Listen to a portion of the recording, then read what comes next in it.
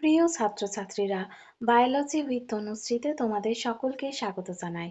আজকে আমি যে বিষয়টা নিয়ে তোমাদের সাথে আলোচনা করব সেটা হচ্ছে ডিএনএ রেপ্লিকেশনের প্রসেস, আর সেখানে কোন কোন এনজাইম কাজ করছে এটা নিয়ে। আগের দিন আমি একটা ভিডিও বানিয়েছিলাম, সেখানে ডিএনএ রেপ্লিকেশনের টাইপ, ডিএনএ রেপ্লিকেশনের বৈশিষ্ট্য এগুলো নিয়ে আলোচনা করেছিলাম। তো সেখান থেকে আমরা জানতে পেরেছিলাম যে ডিএনএ রেপ্লিকেশন যে পদ্ধতিতে রেপ্লিকেট করছে তার নাম হচ্ছে সেমি কনজারভেটিভ। এই রেপ্লিকেশনের একটা বৈশিষ্ট্য কি, মেন বৈশিষ্ট্য যে ডিএনএ ডাবল হেলিকাল যে স্ট্র্যান্ডটা আছে সেই স্ট্র্যান্ড দুটো একে অপরের থেকে আলাদা হয়ে যায়। প্রথম পর্যায়ে কিন্তু এরকম করে আলাদা হয়ে যায়। এই কাজটা যে এনজাইম করে সেই এনজাইমের নাম হচ্ছে ডিএনএ হেলিকেজ। এই যে ডিএনএ স্ট্র্যান্ড দুটো আলাদা হয়ে যাচ্ছে, এই স্ট্র্যান্ড দুটো পুনরায় আবার যাতে না কাছাকাছি আসে সেটাকে কে স্টেবিলাইজ করে? Single standard binding protein. এবারে ডিএনএর প্যাচ বা কয়েলিং খোলার সময় যাতে না কোনো রকম দুটো স্ট্যান্ডের মধ্যে কোনো রকম যাতে না ব্রেকের সৃষ্টি হয় বা কোনো রকম যাতে না চাপ পড়ে, সেই চাপটাকে কমাই হচ্ছে টোপোআইসোমারেজ। প্রাইমেজের কাজ কি? আরএনএ প্রাইমার তৈরি করা।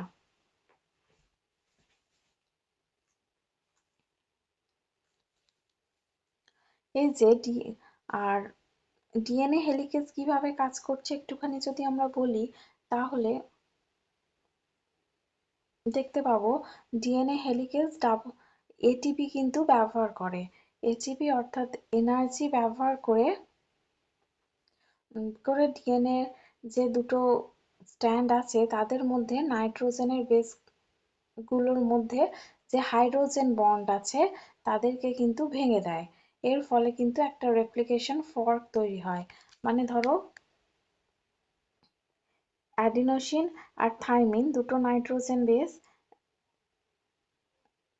ডাবল হাইড্রোজেন বন্ড দিয়ে, আর জি আর সি ট্রিপল নাইট্রোজেন বেস দিয়ে, সরি হাইড্রোজেন বন্ড দিয়ে জোড়া হয়ে হয়ে স্ট্র্যান্ডটা গঠন করে। এই এটি আর জিসির মধ্যে যে হাইড্রোজেন বন্ড আছে, হেলিকেজ কিন্তু এই হাইড্রোজেন বন্ডগুলোকে ভেঙে দেয়। ভেঙে দিয়ে স্ট্র্যান্ডটাকে রিল্যাক্স করে দুটো স্ট্র্যান্ডকে একে অপরের থেকে আলাদা করে দেয়। এবার আলাদা তো হলো, এই আলাদা হয়ে এই স্ট্যান্ড দুটো যাতে না আবার জুড়ে যায় সেই অবস্থাটাকে স্টেবিলাইজ করে হচ্ছে এই সিঙ্গেল স্ট্যান্ডার্ড বাইন্ডিং প্রোটিন। বোঝা গেল এতদূর অব্দি? আর ডিএনএ প্রাইমেজ কি বললাম? প্রাইমার তৈরি করে, আরএনএ প্রাইমার। কেন না, ডিএনএ যখন নতুন তৈরি হতে শুরু করছে, এর প্রধান এনজাইম কি? DNA polymerase. ডিএনএ পলিমারেজ কিন্তু ডাইরেক্টলি একদম নতুন ডিএনএ শুরু করতে পারে না। এর জন্য একটা 3' হাইড্রক্সিল প্রান্তের প্রয়োজন হয়। তো আরএনএ প্রাইমারের কি কাজ হচ্ছে? আরএনএ প্রাইমার কিন্তু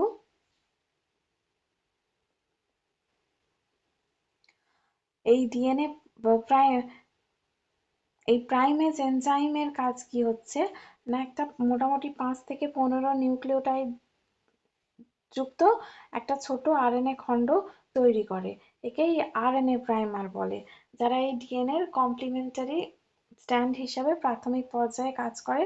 আস্তে আস্তে যখন এই 5 থেকে 15 টা নিউক্লিওটাইড বিশিষ্ট আরএনএ খণ্ড বা আরএনএ প্রাইমার তৈরি হয়, এই আরএনএ প্রাইমারই নতুন ডিএনএ তৈরির বেস হিসেবে কিন্তু কাজ করে। আর এখানে যে এনজাইমটা হচ্ছে প্রাইমেজ কিন্তু হেল্প করছে, কারণ ডিএনএ পলিমারেজ ডাইরেক্টলি কিন্তু ডিএনএ তৈরি করতে পারে না। যখন প্রাইমার আসে তখনই কিন্তু এই ডিএনএ পলিমারেজ আরএনএ প্রাইমারের সাহায্যে ডিএনএ তৈরি করতে পারে। এই অবধি আশা করি ক্লিয়ার হয়েছে। এবার আমরা পড়বো ডিএনএ পলিমারেজের কাজ। আচ্ছা, মেন যে দুটো ডিএনএ পলিমারেজ আছে ইকোলায়ে, সেটা হচ্ছে ডিএনএ পলিমারেজ 3। এই পলিমারেজ থ্রিকেই কিন্তু মেন রেপ্লিকেশন এনজাইম বলা হয়। এবার তোমরা বলবে ডিএনএ পলিমারেজ থ্রি কেন মেন এনজাইম হিসেবে কাজ করছে, ডিএনএ পলিমারেজ ওয়ান কেন নয়? এখানে তো ডিএনএ পলিমারেজ ওয়ানের দুটো কাজ রয়েছে। এক, যদি কোনো ভুল নিউক্লিওটাইড অ্যাড হচ্ছে সেটাকে বাদ দিয়ে দেওয়া, আর হচ্ছে আরএনএ প্রাইমারটাকে সরিয়ে দেওয়া। কিন্তু তা সত্ত্বেও ডিএনএ পলিমারেজ থ্রি কেন মেন রেপ্লিকেটিভ এনজাইম, তার দুটো কারণ। কারণ ডিএনএ পলিমারেজ থ্রির পলিমারাইজেশন রেট আর প্রসেসিভিটিটা কিন্তু হাই ডিএনএ পলিমারেজ ওয়ানের থেকে। প্রসেসিভিটি আর পলিমারাইজেশন রেট মানে কি? পলিমারাইজেশন রেট মানে হচ্ছে প্রত্যেকটা টার্নে অনেকগুলো করে নিউক্লিওটাইড একসাথে অ্যাড হচ্ছে অনেকটা পরিমাণ। আর প্রসেসিভিটি মানে হচ্ছে খুব তাড়াতাড়ি হচ্ছে কাজটা, কিন্তু খুব দ্রুত হচ্ছে। তো ডিএনএ পলিমারেজ থ্রির এই দুটো প্রপার্টির জন্য এটা কিন্তু মেন রেপ্লিকেশন এনজাইম হিসেবে বিবেচনা করা হয়। আর ডিএনএ পলিমারেজ ওয়ান যদি কোনো ভুল নিউক্লিওটাইড অ্যাড হয়ে যায় সেটাকে তক্ষুনি সেখান থেকে সরিয়ে দিয়ে রিপেয়ারিং এর কাজ করে। আর যে আরএনএ প্রাইমেজ, সে প্রাইমারটা তৈরি হয়েছিল যখন নতুন ডিএনএ স্ট্র্যান্ড তৈরি হতে শুরু করছে, তখন আরএনএ প্রাইমারের তো আর কোনো কাজ থাকে না, সেজন্য ডিএনএ পলিমারেজ ওয়ান সেই জায়গায় এসে এই প্রাইমেজটাকে সরিয়ে দেয় বা আরএনএ প্রাইমারটাকে সরিয়ে দেয়। এবার হচ্ছে ডিএনএ লাইগেজ, যাকে বলা হয় মলিকুলার গ্লু। কেন বলা হয় না, আমরা সেমি কনজারভেটিভ মডেল পড়ার সময় পড়েছিলাম যে ডিএনএ এর একটা স্ট্র্যান্ড কন্টিনিউয়াসলি তৈরি হয় যাকে বলা হয় লিডিং স্ট্র্যান্ড, আর একটা স্ট্র্যান্ড কিন্তু খন্ড খন্ড আকারে তৈরি হয়। এই খন্ডগুলোর মধ্যে অনেক ফাঁকা জায়গা থাকে। ডিএনএ লাইগেজের কাজ কি না, এই খন্ডগুলোর মধ্যে যে ফাঁকা জায়গাগুলো আছে তাদের মধ্যে ফসফোডাইএস্টার বন্ড তৈরির মাধ্যমে ফাঁকা স্থানগুলো জুড়ে দিয়ে একটা কন্টিনিউয়াস ডিএনএ স্ট্র্যান্ড তৈরি হচ্ছে। অর্থাৎ সে আঠা হিসেবে কাজ করছে, জুড়ে দিচ্ছে খণ্ডগুলোকে, সেজন্য ডিএনএ লাইগেজকে বলছে মলিকুলার গ্লু। বোঝা গেল? এবার হচ্ছে ডিএনএ রেপ্লিকেশন ইকোলাইতে যে স্থান থেকে শুরু হচ্ছে তাকে বলছে ওরিশি বা অরিজিন অফ রেপ্লিকেশন।